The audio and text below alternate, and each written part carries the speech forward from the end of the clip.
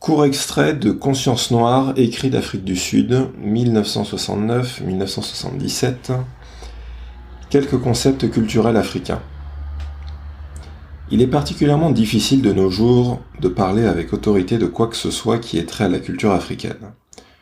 D'une certaine manière, on n'attend pas des Africains qu'ils comprennent très bien leur propre culture, ni qu'ils se comprennent eux-mêmes. D'autres personnes sont devenues expertes sur tous les aspects de la vie africaine, ou pour être plus précis, sur la vie bantoue. Le terme bantou a été doté de connotations racistes par le régime d'apartheid qu'il a utilisé pour classifier et qualifier les peuples noirs d'Afrique du Sud. C'est ainsi que nous nous retrouvons avec des volumes très épais portant sur des sujets plus étranges les uns que les autres, comme cette publication sur les habitudes alimentaires des Africains des villes, faite par un groupe relativement libéral, l'Institut des relations raciales. Il n'est pas nécessaire, selon moi, de discuter avec des Africains de la culture africaine. Or, au vu de ce qui précède, la confusion est telle, non seulement parmi les lecteurs non-africains, mais aussi parmi les Africains eux-mêmes, qu'un effort sincère doit être fait pour que les Africains mettent en valeur les aspects culturels authentiques de leur peuple. Depuis la triste date de 1652, nous avons été soumis à un processus d'acculturation. Il est peut-être présomptueux de le qualifier d'acculturation, puisque ce terme implique la fusion de cultures différentes. Dans notre cas, cette fusion a été particulièrement inégale. Les deux principales cultures qui se sont rencontrées et ont fusionné entre guillemets sont la culture africaine et la culture anglo-boère. Si la culture africaine était simple et dépourvue de sophistication, la culture anglo-boère possédait tous les attributs d'une culture colonialiste. Elle était donc lourdement équipée pour mener à bien ses conquêtes.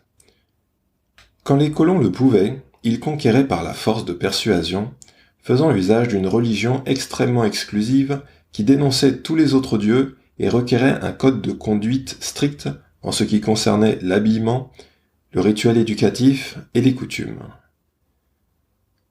Quand la conversion était impossible, c'étaient les armes à feu, facilement accessibles, qui leur conféraient l'avantage. La culture anglo-boère était donc la culture la plus puissante sur pratiquement tous les aspects. C'est à ce moment-là que l'Africain a commencé à perdre pied, par rapport à lui-même et à son environnement. En examinant certains des aspects culturels du peuple africain, on se trouve donc inévitablement forcé d'établir une comparaison. Cela est principalement dû au mépris dont la culture supérieure a fait preuve envers la culture indigène. Pour justifier qu'elle se soit fondée sur l'exploitation, la culture anglo-boère s'est consacrée sans relâche à conférer un statut inférieur à tous les aspects culturels touchant au peuple indigène. Je m'inscris contre l'idée selon laquelle la culture africaine aurait été limitée dans le temps, contre la notion selon laquelle la conquête de l'Africain aurait signifié l'oblitération de l'ensemble de sa culture. Je suis également contre la croyance qui veut que lorsque l'on parle de la culture africaine, l'on parle nécessairement de la culture avant l'époque de von Riebeeck. La culture africaine a évidemment dû supporter des coups terribles, et les cultures belligérantes qui ont croisé son chemin l'ont peut-être martelé jusqu'à son anéantissement quasi total. Mais même de nos jours, l'on peut retrouver sans difficulté l'essence des aspects primordiaux de la culture africaine authentique dans l'Africain d'aujourd'hui. Cela explique qu'au cours de mon examen de la culture africaine, je ferai également référence à ce que j'ai nommé la culture africaine moderne. Un des aspects les plus fondamentaux de notre culture réside dans l'importance que nous attribuons à l'homme. Notre société a toujours été centrée sur l'homme. Les Occidentaux ont à maintes reprises été surpris par notre capacité à discuter entre nous, et cela non pas dans le but d'arriver à une conclusion précise, mais simplement pour profiter de la communication en elle-même. L'intimité n'est pas un terme qui s'adresse exclusivement à certains amis, mais peut s'appliquer à tout un groupe de personnes qui se retrouvent ensemble en raison du travail ou des exigences résidentielles. En fait, dans la culture africaine traditionnelle, le concept le concept d'amitié à deux n'existe pas. Les groupes de conversation étaient plus ou moins déterminés par l'âge et la division du travail. Ainsi, tous les garçons dont la tâche était de s'occuper du bétail se retrouvaient régulièrement aux mêmes endroits pour s'engager dans des conversations portant sur leur bétail, sur leurs petites amies, leurs parents, leurs héros. Tous avaient l'habitude de partager leurs secrets, leurs joies et leurs malheurs. Il était rare que les gens aient l'impression de s'immiscer dans les affaires de quelqu'un d'autre. Il était bien vu de montrer de la curiosité. Elle émanait d'une volonté de partager.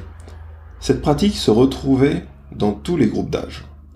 Les visites chez les uns et les autres avaient toujours caractérisé le mode de vie des personnes âgées. Tout cela faisait partie de notre profonde sollicitude mutuelle.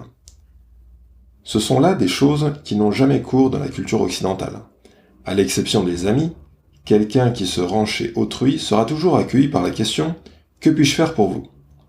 Cette tendance à ne pas considérer les gens pour eux-mêmes, mais comme les agents d'une fonction particulière, pouvant jouer au détriment ou à l'avantage de quelqu'un, nous est complètement étrangère.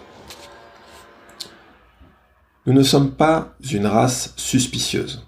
Nous croyons en la bonté innée de l'homme, nous apprécions l'homme pour ce qu'il est. Nous considérons le fait de vivre ensemble non comme un malheureux accident justifiant une éternelle concurrence entre nous, mais comme la volonté délibérée de Dieu de nous constituer en une communauté de frères et de sœurs, collectivement engagés dans la quête d'une réponse multiple aux divers problèmes de la vie.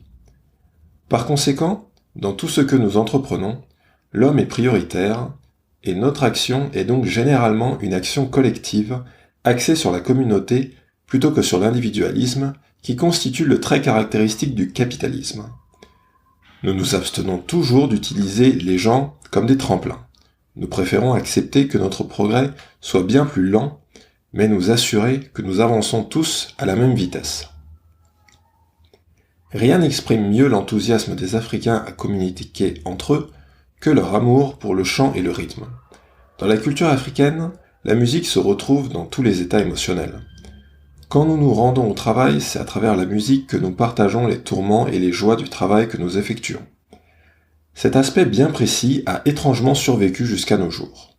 Les touristes regardent toujours avec stupéfaction la synchronie entre musique et mouvement chez les Africains qui travaillent sur le bord de la route, utilisant leurs pioches et leurs pelles avec précision, au rythme d'une chanson de fond qui les accompagne. Autrefois, les longues marches pour aller en guerre résonnaient toujours de chants de bataille. Les enfants ne jouaient jamais à un jeu sans qu'ils ne reposent sur la musique et le rythme. En d'autres termes, pour les Africains, la musique et le rythme n'étaient pas un luxe, mais faisaient partie intégrante du mode de communication. Le chant et le rythme donnaient de la réalité aux souffrances que nous endurions. Ce que nous appelons les Negro Spirituals, que chantaient les esclaves noirs aux États-Unis, pendant qu'ils s'éreintaient sous le joug de l'oppression, attestent sans nul doute de leur héritage africain. Le principal élément à retenir en ce qui concerne nos chants est qu'ils ne furent jamais conçus pour être chantés individuellement. Tous les chants africains sont des chants collectifs. Beaucoup d'entre eux ont des paroles, mais ce n'est pas le plus important. Les airs étaient modulés pour s'adapter à l'occasion et avaient cet effet merveilleux que tout le monde les interprète de manière similaire du fait de cette expérience commune. En temps de guerre, les chants rassuraient ceux qui avaient peur, soulignaient la détermination du régiment à remporter une bataille précise et rendaient encore plus impérieuse la nécessité de vaincre. En temps de souffrance, comme ce fut le cas pour les esclaves noirs, ils arrivaient à extraire d'un sentiment d'être ensemble les éléments pour survivre. Au travail, le rythme prenant poussait tout le monde à oublier son fardeau et les Africains pouvaient par conséquent travailler sans fin grâce à cette énergie ravivée. La manière dont les Africains considéraient la propriété est une preuve supplémentaire du caractère non individualiste de l'Africain. Comme nous le savons, la société africaine s'organisait autour de la communauté villageoise. Les Africains ont toujours pensé qu'il était plus avisé d'avoir de nombreux villages et un nombre contrôlable d'habitants que l'inverse. Cette résolution s'ancrait évidemment dans les besoins d'une société centrée sur l'homme et organisée sur les bases de communautés. La plupart des biens étaient par conséquent détenus collectivement par le groupe. La propriété individuelle de la terre, par exemple, n'existait pas. La terre appartenait au peuple et se trouvait simplement sous le contrôle d'un chef local qui représentait le peuple. Le bétail était amené paître par un veld sans délimitation et non sur la ferme de quelqu'un. Des unités familiales s'occupaient de l'agriculture et de l'élevage, mais ces derniers nécessitaient souvent des efforts collectifs. De par une simple requête et l'organisation d'une cérémonie spécifique, toute personne pouvait inviter ses voisins à travailler sur son lopin de terre. En échange de ce service, une contrepartie, qui n'était jamais monétaire, était reçue. Le concept de pauvreté était inconnu. La communauté dans son ensemble ne pouvait souffrir d'une telle situation qu'en cas de climat défavorable lors d'une saison précise. Demander de l'aide à ses voisins en période de difficulté n'était jamais perçu comme répugnant. Dans presque tous les cas, l'entraide entre personnes existait, comme celle entre tribus, entre chefs, et ce, malgré les guerres. Un autre aspect important de la culture africaine réside dans notre approche psychologique des problèmes que l'on rencontre en général dans la vie. Alors que l'occidental s'est habitué à faire usage d'une approche centrée sur la résolution des problèmes selon les analyses extrêmement fines, notre approche se fonde sur l'expérience des situations. Pour illustrer mon propos, je citerai ici Dr Konda. L'occidental possède une mentalité agressive quand il rencontre un problème. Il n'a de cesse d'y chercher une quelconque solution. Il ne peut pas vivre si des idées contradictoires habitent son esprit. Il doit choisir entre l'une ou l'autre de ces idées, ou bien développer dans son esprit une troisième idée qui harmonisera ou réconciliera les deux autres. Et avec son approche scientifique, il rejette vigoureusement les solutions qui n'ont pas de fondement logique. Il établit une ligne de démarcation nette entre ce qui est naturel et ce qui est surnaturel, ce qui est rationnel et ce qui ne l'est pas, et le plus souvent, il considère que les choses surnaturelles et non rationnelles sont de simples superstitions.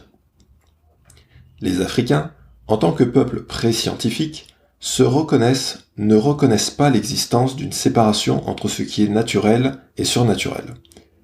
Plutôt que résoudre un problème, ils font l'expérience d'une situation.